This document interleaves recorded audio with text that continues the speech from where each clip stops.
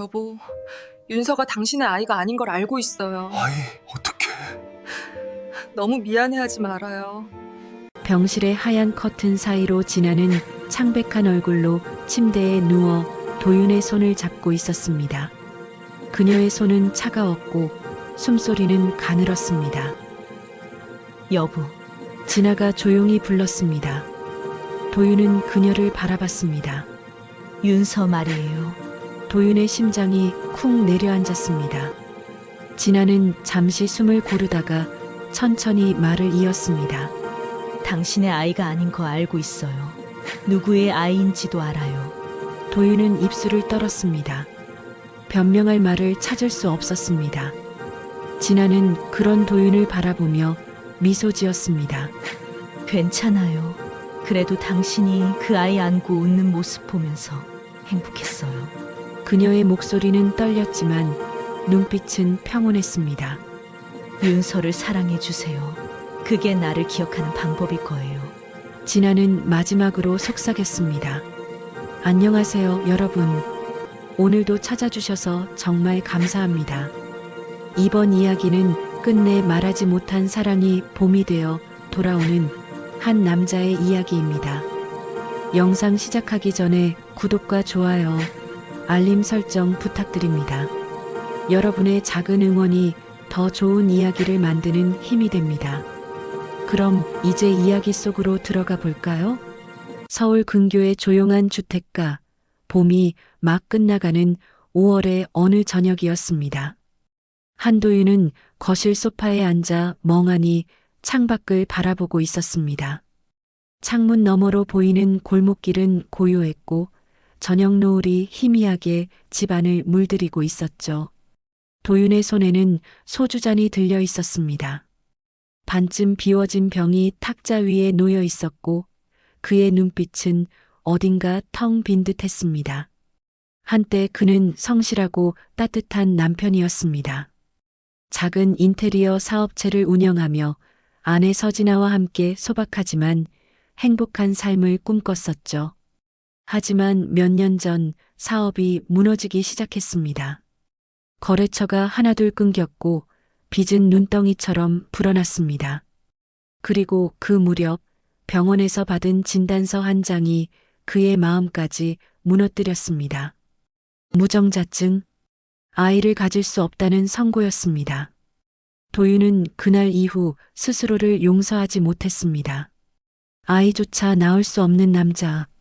그 말이 머릿속을 맴돌았고 자존심은 산산조각 났습니다.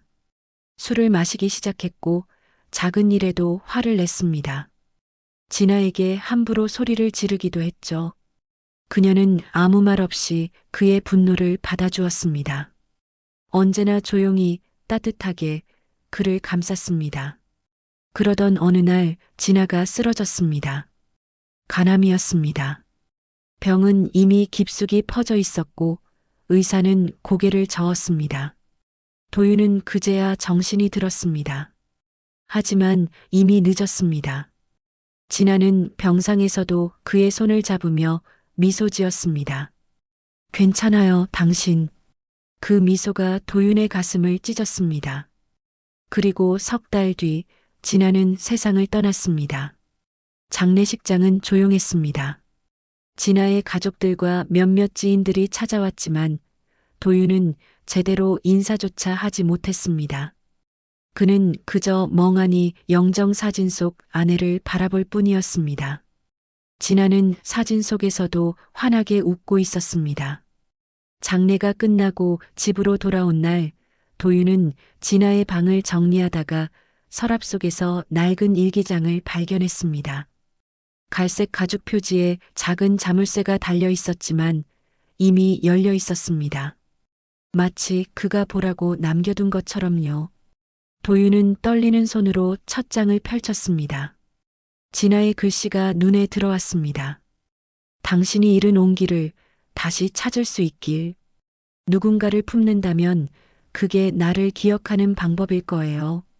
도윤은 일기장을 든 채 멈춰 섰습니다. 무슨 뜻일까요? 그는 고개를 들었고 거실 한켠을 바라봤습니다. 그곳엔 작은 아이가 고민형을 꼭 안고 자고 있었습니다. 7살 윤서였습니다. 2해 전 도윤이 입양한 아이였죠.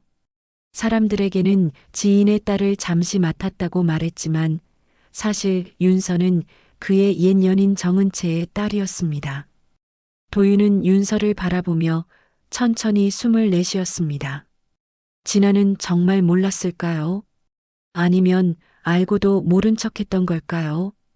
윤서가 집에 온 건 2년 전 가을이었습니다.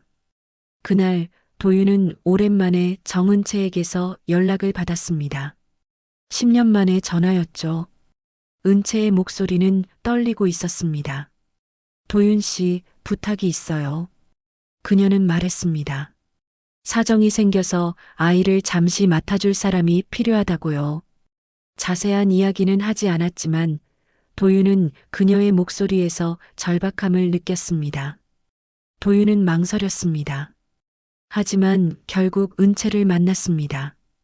카페에서 마주 앉은 은채는 예전보다 많이 야위어 있었습니다. 그녀의 옆에는 작은 여자아이가 앉아 있었습니다. 윤서였습니다. 아이는 수줍게 고개를 숙이고 있었고 손에는 낡은 곰인형을 꼭 쥐고 있었습니다. 은채는 아이의 머리를 쓰다듬으며 말했습니다. 이 아이 이름은 윤서예요. 착한 아이예요.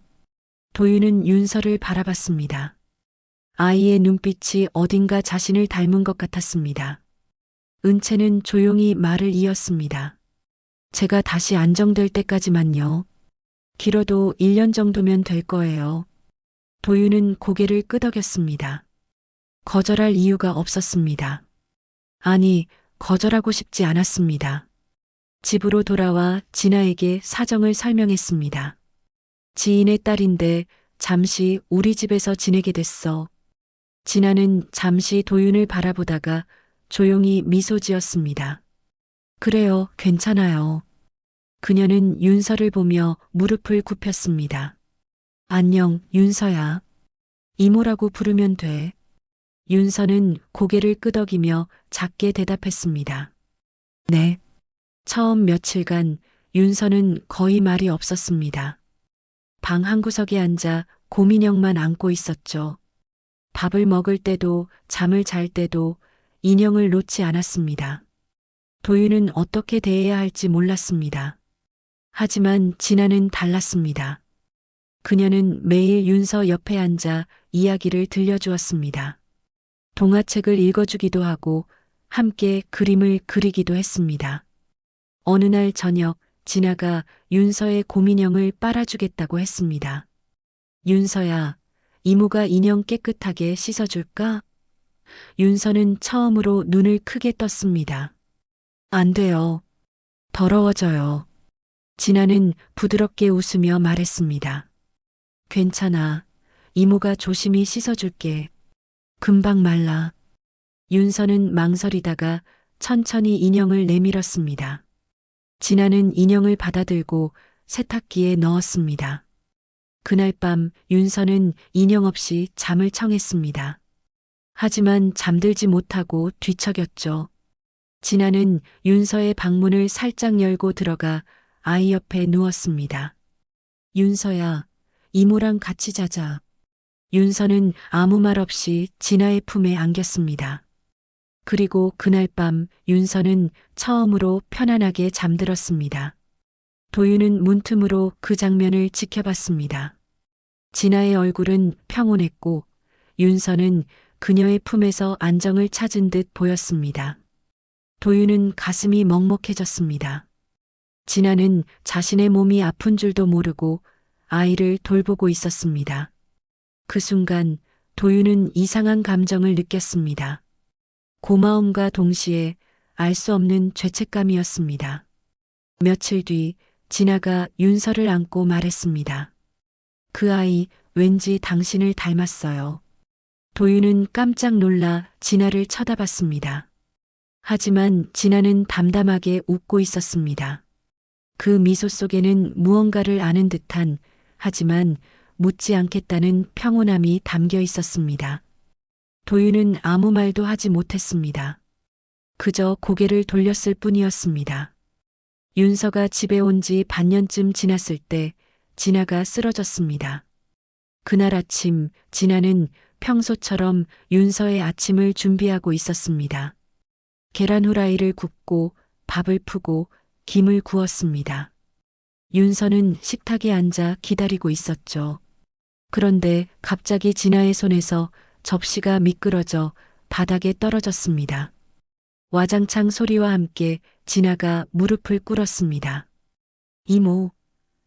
윤서가 놀라 소리쳤습니다. 도윤은 방에서 뛰어나왔습니다.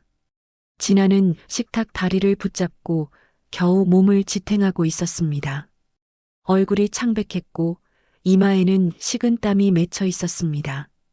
괜찮아, 괜찮아요. 진아는 억지로 웃으며 말했습니다. 하지만 목소리는 떨리고 있었습니다.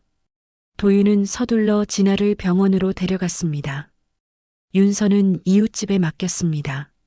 병원 응급실에서 여러 검사를 받았고 의사는 심각한 표정으로 진료실로 들어오라고 했습니다. 도윤은 불안한 마음으로 의사 앞에 앉았습니다.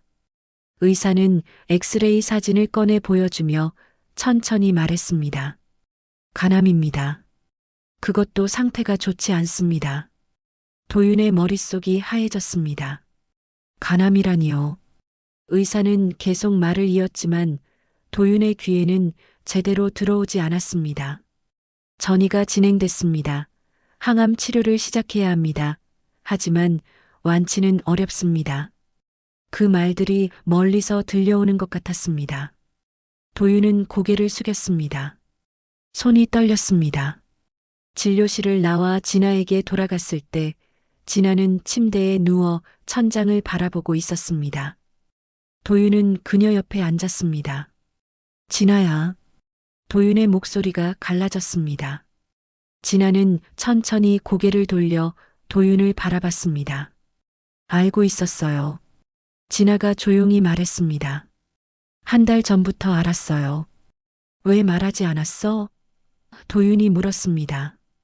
진아는 잠시 침묵했습니다. 그러다가 작게 웃으며 말했습니다. 말하면 당신이 더 힘들어할 것 같았어요. 당신은 이미 충분히 힘든 사람이니까요. 도윤은 진아의 손을 잡았습니다. 그녀의 손은 차가웠습니다. 미안해, 진아야. 내가 너무 못났어. 진아는 고개를 저었습니다. 아니에요. 당신은 나쁜 사람이 아니에요. 그냥 힘든 사람이었을 뿐이에요. 그녀의 눈에 눈물이 고였습니다. 하지만 흘리지 않았습니다. 윤서 잘 부탁해요. 그 아이는 착해요. 당신이 웃는 법을 다시 배울 수 있게 해줄 거예요. 그날 이후 진아는 항암 치료를 시작했습니다. 하지만 몸은 점점 약해졌습니다. 머리카락이 빠지기 시작했고 식사도 제대로 하지 못했습니다. 그럼에도 진아는 윤서 앞에서만큼은 웃으려 애썼습니다. 이모 괜찮아, 윤서야. 금방 나을 거야. 윤서는 진아의 손을 꼭 잡으며 고개를 끄덕였습니다. 이모, 아프지 마세요. 도윤은 그 모습을 보며 가슴이 무너졌습니다. 자신이 진아에게 해준 게 무엇이었을까요? 사업이 망하고 자존심이 상하고 술에 취해 소리를 지르고 화를 내고 진아는 그 모든 걸 받아주었습니다. 그리고 이제 아무것도 돌려줄 수 없게 됐습니다. 석 달이 지났습니다. 진아의 상태는 더 나빠졌습니다. 병원에서는 더 이상 할 수 있는 게 없다고 했습니다. 진아는 집으로 돌아왔습니다. 침대에 누워 창밖을 바라보며 조용히 시간을 보냈습니다. 윤서는 매일 진아 옆에 앉아 그림을 그렸습니다. 도윤은 진아의 손을 잡고 말없이 곁을 지켰습니다. 어느 날 밤 진아가 도윤을 불렀습니다. 여보. 도윤은 눈을 떴습니다. 진아는 미소 짓고 있었습니다. 고마웠어요. 당신과 함께여서. 도윤은 눈물을 참으며 고개를 끄덕였습니다. 나야말로 고마워, 진아야. 진아는 천천히 눈을 감았습니다. 그리고 그대로 숨을 거두었습니다. 장례식장은 조용했습니다. 사람들은 삼삼오오 모여 앉아 작은 목소리로 이야기를 나눴습니다. 도윤은 영정사진 앞에 무릎을 꿇고 앉아 있었습니다. 진아는 사진 속에서도 환하게 웃고 있었습니다. 그 미소가 도윤의 가슴을 찔렀습니다. 어떻게 저렇게 웃을 수 있었을까요? 자신을 버리지 않고 끝까지 곁을 지켜준 사람에게 자신은 무엇을 돌려주었을까요? 진아의 여동생 서민지가 다가왔습니다. 민지는 도윤보다 7살 어렸고 언니를 무척 따랐습니다. 그녀는 도윤 옆에 앉으며 조용히 말했습니다. 형부, 괜찮으세요? 도윤은 고개를 끄덕였습니다. 하지만 목소리는 나오지 않았습니다. 민지는 한숨을 쉬며 영정 사진을 바라봤습니다. 언니는 형부를 끝까지 믿었어요. 형부가 다시 일어설 거라고요. 도윤은 민지를 바라봤습니다.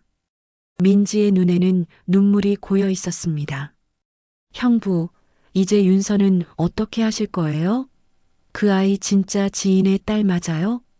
도윤은 아무 말도 하지 못했습니다. 민지는 잠시 도윤을 바라보다가 더 이상 묻지 않았습니다. 그녀도 알고 있었을지 모릅니다. 하지만 묻지 않는 게 서로에게 나을 거라고 생각했을 겁니다. 장례가 끝나고 사람들은 하나둘 떠났습니다. 도윤은 마지막까지 영정 사진 앞에 남아 있었습니다. 민지는 빈소를 정리하며 도윤에게 말했습니다. 형부, 집에 가세요. 윤서가 기다리고 있을 거예요. 도윤은 고개를 들었습니다. 윤서, 그 아이는 지금 이웃집에 맡겨져 있었습니다. 진아의 장례식에 데려오지 않았습니다. 너무 어린아이에게 죽음을 보여주고 싶지 않았습니다. 도윤은 천천히 일어났습니다. 영정 사진을 한 번 더 바라보고 고개를 숙여 인사했습니다. 진아야, 미안해. 고마웠어. 집으로 돌아오는 길, 도윤은 멍하니 차창 밖을 바라봤습니다. 거리는 평범했습니다. 사람들은 웃고 걷고 이야기를 나눴습니다. 세상은 여전히 돌아가고 있었습니다. 하지만 도윤의 세상은 멈춰 있었습니다. 집 앞에 도착했을 때 이웃집 아주머니가 윤서의 손을 잡고 나왔습니다. 윤서는 도윤을 보자 달려왔습니다. 아빠. 윤서는 도윤의 다리를 껴안았습니다. 도윤은 아이의 머리를 쓰다듬었습니다. 이웃집 아주머니가 조심스럽게 말했습니다. 윤서가 계속 기다렸어요. 이모는 언제 와요? 아빠는 언제 와요? 그러면서요. 도윤은 고개를 숙였습니다. 감사합니다. 아주머니는 한숨을 쉬며 돌아갔습니다. 도윤은 윤서의 손을 잡고 집 안으로 들어갔습니다. 집은 텅 비어 있었습니다. 진아의 흔적들이 곳곳에 남아 있었습니다. 부엌의 앞치마, 거실의 쿠션, 침실의 화장품들. 하지만 이제 진아는 없었습니다. 윤서는 조심스럽게 물었습니다. 아빠, 이모는 언제 와요? 도윤은 윤서를 안아 올렸습니다. 아이의 눈을 마주보며 천천히 말했습니다. 윤서야, 이모는 이제 못 와. 윤서는 눈을 깜빡였습니다. 왜요? 도윤은 목이 메었습니다. 이모는 하늘나라로 갔어. 아프지 않은 곳으로. 윤서는 잠시 생각하더니 고개를 끄덕였습니다. 그럼 이모 안 아파요? 응, 이제 안 아파. 윤서는 고민형을 꼭 안으며 말했습니다. 이모 보고 싶어요. 도윤은 윤서를 꼭 안았습니다. 아이의 작은 몸에서 따뜻함이 느껴졌습니다. 도윤은 눈물을 참으며 속삭였습니다. 나도 보고 싶어, 윤서야. 그날 밤 도윤은 윤서를 재우고 거실로 나왔습니다. 소파에 앉아 멍하니 천장을 바라봤습니다. 진아가 없는 집은 너무나 조용했습니다. 도윤은 탁자 위에 놓인 소주병을 집어들었습니다. 하지만 마시지 않았습니다. 그저 병을 들고 한참을 앉아 있었습니다. 며칠이 지났습니다. 도윤은 일을 나가지 않았습니다. 사실 나갈 일도 없었습니다. 사업은 이미 오래전에 정리됐고 지금은 작은 일용직 일거리로 겨우 생계를 이어가고 있었습니다. 하지만 진아가 떠난 뒤로는 그마저도 손에 잡히지 않았습니다. 도윤은 하루 종일 집안에서 멍하니 시간을 보냈습니다. 민지가 찾아온 건 장례를 치른 지 일주일쯤 지났을 때였습니다. 그녀는 도시락 2개를 들고 왔습니다.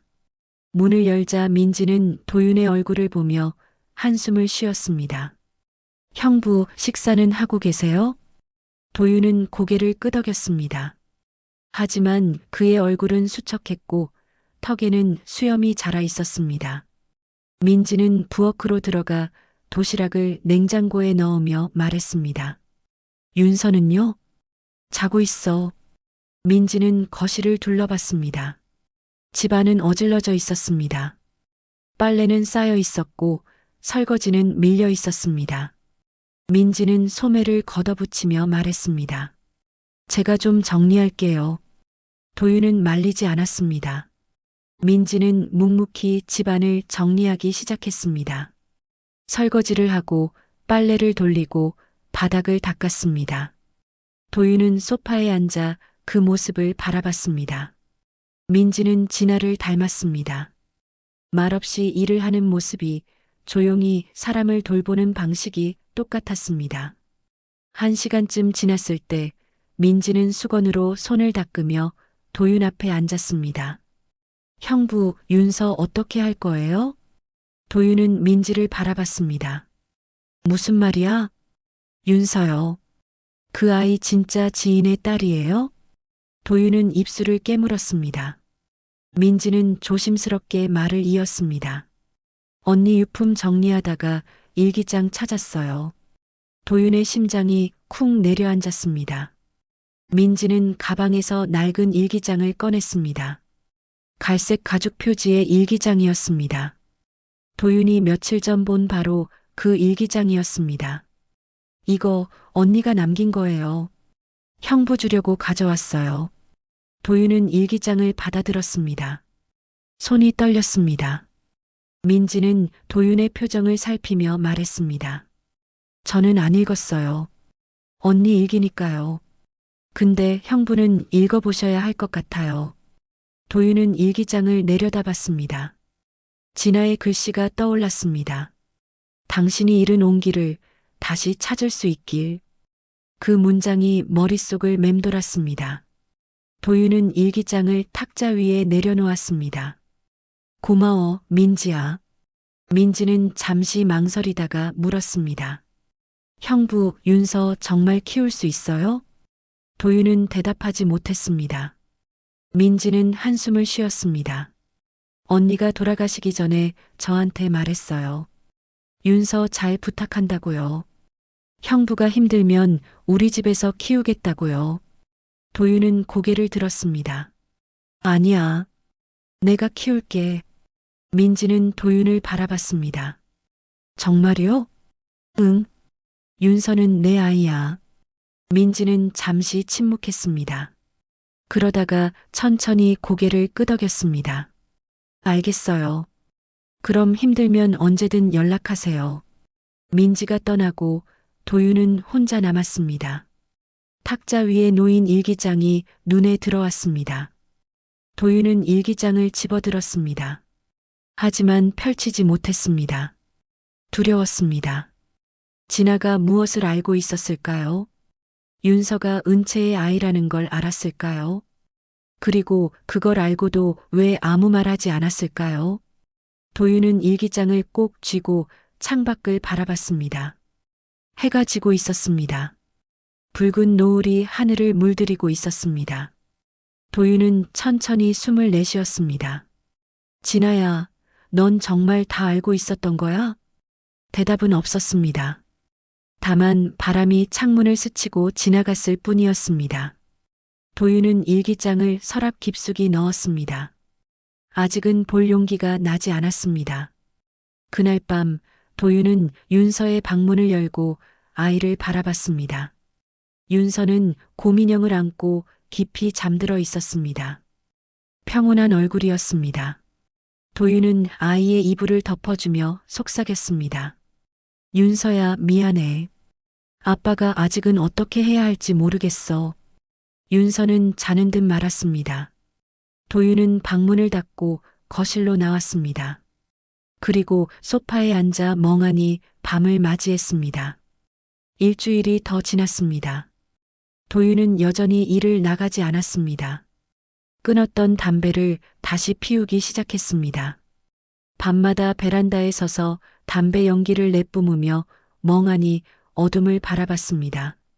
진아가 없는 집은 너무 조용했고 그 고요함이 도윤을 짓눌렀습니다. 윤서는 점점 말이 없어졌습니다. 아이는 진아를 찾지 않았습니다. 하지만 가끔 창밖을 바라보며 멍하니 앉아있곤 했습니다. 도윤은 아이에게 무슨 말을 해줘야 할지 몰랐습니다. 그저 밥을 차려주고 씻겨주고 재우는 것이 전부였습니다. 어느 날 저녁 민지가 다시 찾아왔습니다. 이번에는 두툼한 봉투를 들고 왔습니다. 도윤이 문을 열자 민지는 조심스럽게 말했습니다. 형부, 언니 유품 정리하다가 이것도 나왔어요. 봉투 안에는 서류들이 들어 있었습니다. 도윤은 서류를 꺼내 훑어봤습니다. 예금 통장, 부동산 서류, 보험 증서들이었습니다. 모두 진아 명의로 되어 있었습니다. 도윤은 눈을 크게 떴습니다. 이게 다 진아 명의야? 민지가 고개를 끄덕였습니다. 언니가 결혼 전부터 모은 돈이랑 친정에서 물려받은 집이 하나 있대요. 언니가 평생 아껴서 모은 거예요. 도윤은 서류를 내려다봤습니다. 금액이 적지 않았습니다. 진아는 이 돈을 왜 한 번도 꺼내지 않았을까요? 사업이 망했을 때, 빚에 쪼들렸을 때, 병원비가 필요했을 때, 그녀는 이 돈을 쓸 수 있었는데 왜 쓰지 않았을까요? 민지가 조용히 말했습니다. 언니가 유언을 남겼어요. 이 돈은 윤서를 위해 쓰라고요. 그리고 형부한테도 조금 남기라고요. 도윤은 서류를 쥔 손이 떨렸습니다. 진아는 죽는 순간까지 자신을 생각했습니다. 자신이 진아에게 해준 게 무엇이었을까요? 소리를 지르고 술을 마시고 분노를 쏟아냈을 뿐이었습니다. 그런데 진아는 끝까지 자신을 버리지 않았습니다. 도윤은 서류를 탁자 위에 내려놓고 소파에 주저앉았습니다. 민지는 도윤 옆에 앉으며 물었습니다. 형부, 괜찮으세요? 도윤은 고개를 저었습니다. 괜찮을 리가 없지. 나는 진아한테 아무것도 해준 게 없어. 민지는 잠시 침묵했습니다. 그러다가 조심스럽게 말했습니다. 형부, 언니는 형부를 사랑했어요. 끝까지요. 도윤은 눈을 감았습니다. 눈물이 흘러내렸습니다. 민지는 도윤의 등을 토닥이며 말했습니다.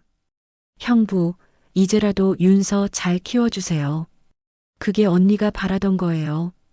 도윤은 고개를 끄덕였습니다. 민지가 떠나고 도윤은 혼자 남았습니다. 그는 탁자 위의 서류들을 바라봤습니다. 그리고 서랍 속 일기장이 떠올랐습니다. 도윤은 천천히 서랍을 열고 일기장을 꺼냈습니다. 이제는 봐야 할 것 같았습니다. 더 이상 미룰 수 없었습니다. 도윤은 일기장을 펼쳤습니다. 첫 장에는 진아의 글씨가 적혀 있었습니다. 당신이 잃은 온기를 다시 찾을 수 있길. 누군가를 품는다면 그게 나를 기억하는 방법일 거예요. 도윤은 천천히 다음 장을 넘겼습니다. 일기는 1년 전부터 시작되어 있었습니다. 진아가 병을 알게 된 시점이었습니다. 일기에는 병에 대한 두려움, 도윤에 대한 걱정, 윤서에 대한 애정이 담겨 있었습니다. 그리고 마지막 장에 도달했을 때 도윤은 숨이 멎는 것 같았습니다. 진아는 이렇게 적어 놓았습니다. 윤서가 은채의 아이란 걸 알고 있었어. 그래도 괜찮았어.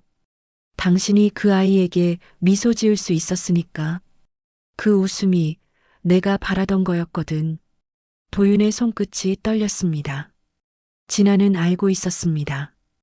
윤서가 누구의 아이인지, 도윤이 왜 아이를 데려왔는지 모든 걸 알고 있었습니다. 그런데도 아무 말 하지 않았습니다. 아니, 오히려 아이를 더 사랑했습니다. 도윤은 일기장을 덮고 무너진 목소리로 중얼거렸습니다. 진아는 알고 있었어. 그녀는 내 거짓까지 품었던 거야. 도윤은 일기장을 가슴에 안고 소파에 웅크렸습니다. 그리고 소리 없이 울었습니다. 진아의 사랑이, 진아의 침묵이, 진아의 희생이 뼈저리게 느껴졌습니다. 자신은 그녀에게 무엇을 돌려주었을까요? 아무것도 없었습니다. 그날 밤 도윤은 결심했습니다. 이제는 달라져야 한다고요. 진아가 바라던 사람이 되어야 한다고요. 도윤은 일기장을 다시 서랍에 넣고 창밖을 바라봤습니다. 달이 떠 있었습니다. 진아야, 미안해. 그리고 고마워. 이제 내가 할게. 다음 날 아침 도윤은 일찍 일어났습니다. 오랜만이었습니다. 그는 면도를 하고 깨끗한 옷으로 갈아입었습니다. 거울 속 자신을 바라봤습니다. 여전히 수척했지만 눈빛만큼은 달라진 것 같았습니다. 도윤은 부엌으로 가서 윤서의 아침을 준비했습니다. 계란 후라이를 굽고 밥을 푸고 김을 구웠습니다. 진아가 하던 그대로였습니다. 윤서가 방에서 나왔습니다. 아이는 곰인형을 안고 눈을 비비며 식탁으로 왔습니다. 도윤이 차려놓은 밥상을 보고 눈을 깜빡였습니다. 아빠가 만든 거예요? 도윤이 고개를 끄덕였습니다. 응, 먹어봐. 맛있을 거야. 윤서는 조심스럽게 숟가락을 들고 밥을 한 입 떴습니다. 그리고 천천히 씹었습니다. 도윤은 아이의 표정을 살폈습니다. 윤서가 작게 웃었습니다. 맛있어요. 도윤은 가슴이 뭉클했습니다. 이렇게 작은 미소가 이렇게 따뜻할 수 있다는 게 신기했습니다. 도윤은 윤서 앞에 앉으며 말했습니다. 윤서야, 아빠가 할 말이 있어. 윤서가 숟가락을 내려놓고 도윤을 바라봤습니다. 도윤은 아이의 눈을 마주보며 천천히 말했습니다. 아빠가 그동안 윤서한테 잘 못해줬어. 미안해. 윤서는 고개를 저었습니다. 아니에요. 아빠는 좋은 사람이에요. 도윤은 목이 메었습니다. 진아도 똑같은 말을 했었습니다. 당신은 나쁜 사람이 아니에요. 그냥 힘든 사람이었을 뿐이에요. 도윤은 윤서의 손을 잡았습니다. 이제부터 아빠가 잘할게. 약속해. 윤서는 고개를 끄덕이며 웃었습니다. 도윤은 아이를 꼭 안았습니다. 그리고 마음속으로 다짐했습니다. 진아가 바라던 아버지가 되겠다고요. 며칠 뒤 도윤은 법원을 찾았습니다. 그는 법률 상담을 신청했습니다. 상담사 앞에 앉아 도윤은 조용히 말했습니다. 아내 명의의 재산을 모두 외가에 넘기고 싶습니다. 그리고 아이의 양육권도 외가 쪽에서 맡아주길 바랍니다. 상담사는 의아한 표정으로 물었습니다. 왜 그러시려고요? 아내분께서 남기신 유산은 배우자인 당신에게도 권리가 있습니다. 도윤은 고개를 저었습니다. 저는 자격이 없습니다. 아내가 평생 모은 돈인데 제가 쓸 수 없어요. 상담사는 잠시 침묵했습니다. 그러다가 서류를 꺼내며 말했습니다. 조정 신청을 하시면 됩니다. 하지만 시간이 걸릴 겁니다. 최소 한 달은 필요해요. 도윤은 고개를 끄덕였습니다. 괜찮습니다. 기다릴게요. 며칠 뒤 법원에서 조정 기일이 잡혔습니다. 민지와 진아의 부모님이 법원에 왔습니다. 조정실에서 판사가 도윤에게 물었습니다. 왜 이제 와서 모든 걸 내려놓으려 합니까? 도윤은 잠시 망설였습니다. 그러다가 천천히 고개를 숙이며 말했습니다. 진아가 마지막까지 믿었던 착한 남편으로 한 번쯤 남고 싶었습니다. 판사는 도윤을 바라봤습니다. 진아의 아버지가 조용히 말했습니다. 사위, 그럴 필요 없네.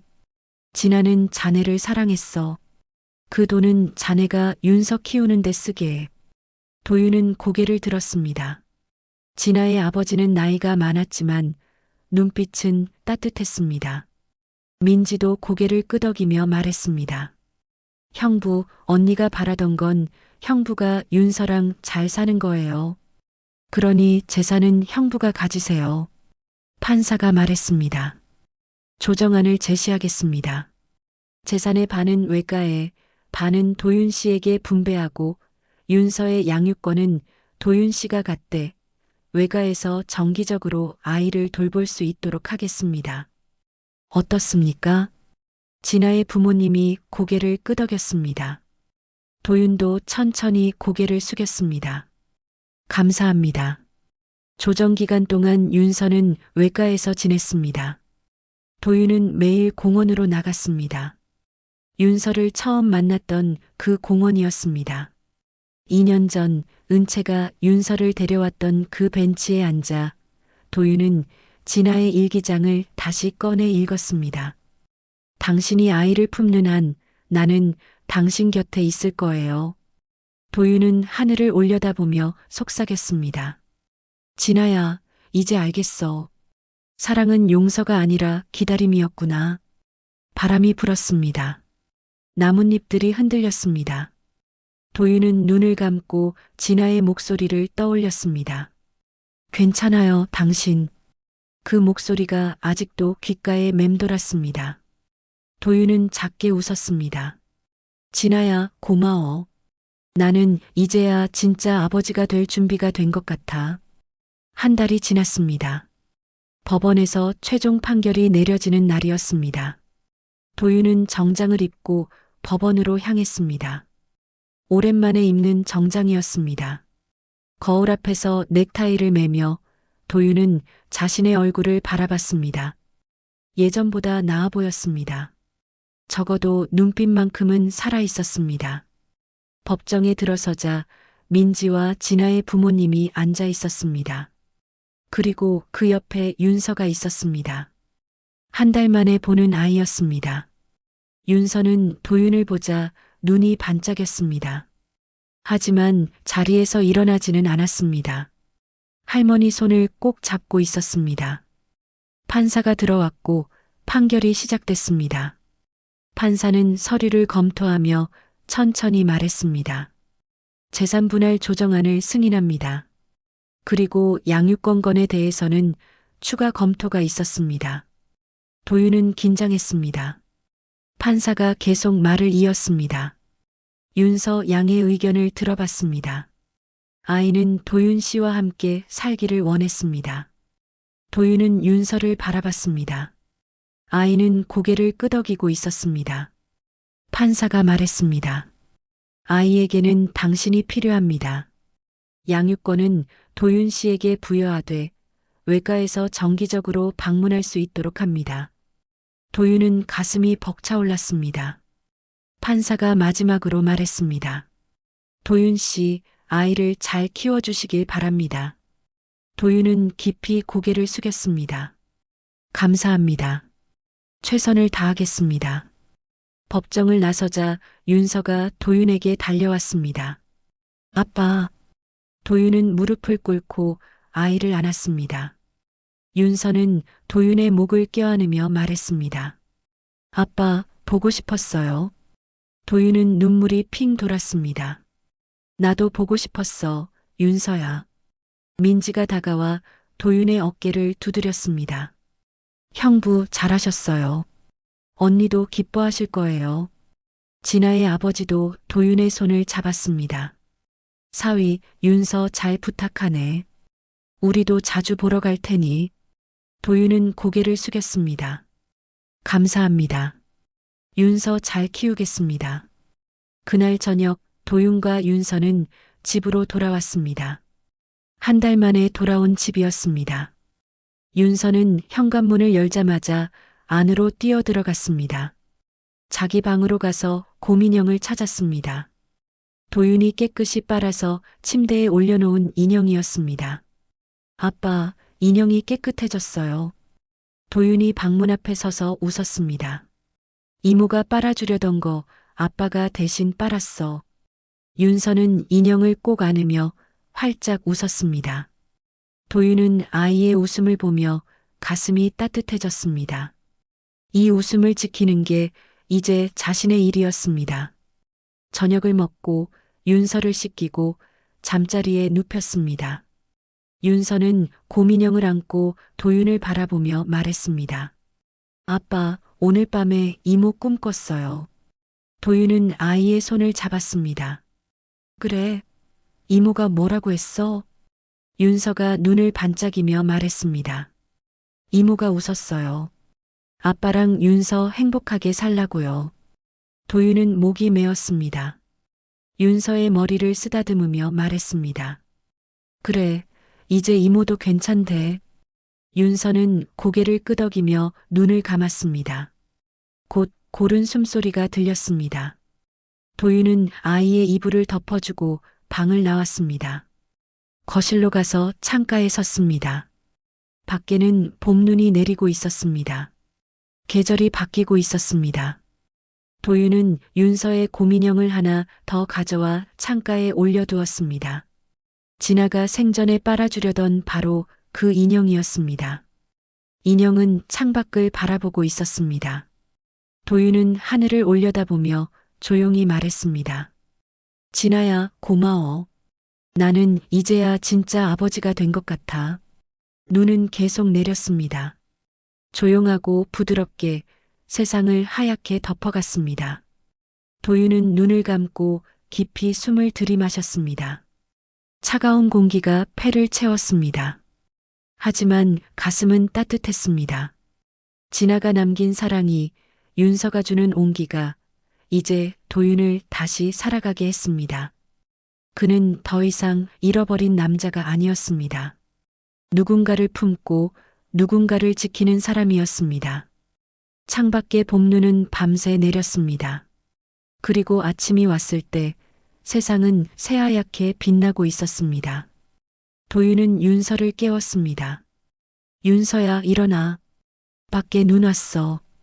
윤서는 눈을 뜨고 창밖을 바라봤습니다. 그리고 환하게 웃었습니다. 와, 예뻐요. 도윤도 함께 웃었습니다. 그리고 아이의 손을 잡았습니다. 윤서야, 우리 나가서 놀까? 윤서는 신이 나서 고개를 끄덕였습니다. 두 사람은 손을 잡고 밖으로 나갔습니다. 하얀 눈밭 위를 걸으며 도윤은 생각했습니다. 이제 봄이 오고 있다고요. 진아가 남긴 사랑이 봄이 되어 자신과 윤서를 감싸고 있다고요. 그리고 그날 도윤은 비로소 미소 지을 수 있었습니다. 진심으로요. 여러분, 오늘 이야기는 여기까지입니다. 끝내 말하지 못했던 진아의 사랑은 결국 도윤에게 봄이 되어 돌아왔습니다. 사랑은 때로 침묵 속에서 더 깊어지고 용서보다는 기다림으로 피어나는 것 같습니다. 여러분 곁에도 말없이 지켜주는 누군가가 있지 않으신가요? 오늘 이야기가 마음에 와닿으셨다면 구독과 좋아요, 알림 설정으로 응원 부탁드립니다. 댓글로 여러분의 소중한 이야기도 들려주세요. 다음 이야기에서 또 뵙겠습니다. 감사합니다. 인생의 나침반이었습니다.